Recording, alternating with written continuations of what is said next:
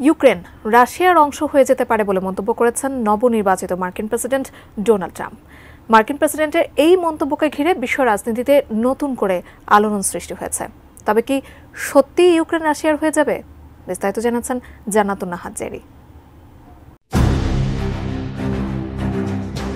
নির্বাচিত হলে বিশ্বজুড়ে চলা সহিংসতা বন্ধ করবেন বলে জানিয়েছিলেন ডোনাল্ড ট্রাম্প। একদিনেই বন্ধ করবেন ৩ বছর ধরে চলা রাশিয়া ইউক্রেন যুদ্ধ।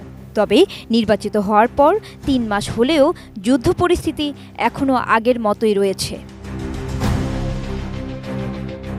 রাশিয়া ইউক্রেন যুদ্ধ বন্ধে ট্রাম্পের কার্যকরী কোনো পদক্ষেপ চোখে না পড়লেও এবার বিস্ফোরক মন্তব্য করে নতুন বিতর্কের সৃষ্টি করেছেন নবনির্বাচিত এই বিশ্বমোড়ল। ট্রাম্প ইঙ্গিত দিয়েছেন ইউক্রেন একদিন রাশিয়ার অংশ হয়ে যাবে। সোমবার সংবাদ মাধ্যম ফক্স নিউজকে দেওয়া এক সাক্ষাৎকারে ট্রাম্প বলেন, ইউক্রেন হয়তো রাশিয়ার সঙ্গে কোনো সমঝোতা করতে পারে, আবার সেটা নাও হতে পারে। এমনটাও হতে পারে ইউক্রেন একদিন রাশিয়ার হয়ে গেল। টানা ৭ম-বারের মতো বেস্ট টিস্যু পেপার ব্র্যান্ড হিসেবে স্বীকৃতি পেয়েছে বসুন্ধরা টিস্যু। চলতি সপ্তাহেই যুক্তরাষ্ট্রের ভাইস প্রেসিডেন্ট জেডি ভ্যান্স ইউক্রেনের প্রেসিডেন্ট ভলোদিমির জেলেনস্কির সঙ্গে বৈঠকে বসতে যাচ্ছেন। তার আগে ট্রাম্পের এমন বিস্ফোরক মন্তব্যে আন্তর্জাতিক মহলে আলোড়ন উঠেছে। যুক্তরাষ্ট্রের প্রেসিডেন্ট এমন বক্তব্যের মধ্য দিয়ে ঠিক কী বলতে চেয়েছেন তার চুলচেরা বিশ্লেষণ শুরু হয়েছে।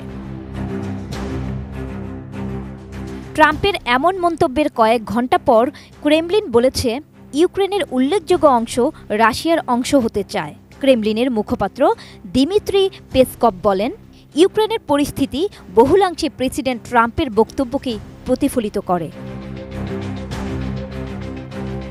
এদিকে রাশিয়া ইউক্রেন যুদ্ধে ইউক্রেনকে দেওয়া সহায়তাকে বিনিয়োগ হিসেবে ধরে রিটার্ন পাওয়ার হিসাব করছেন ট্রাম্প।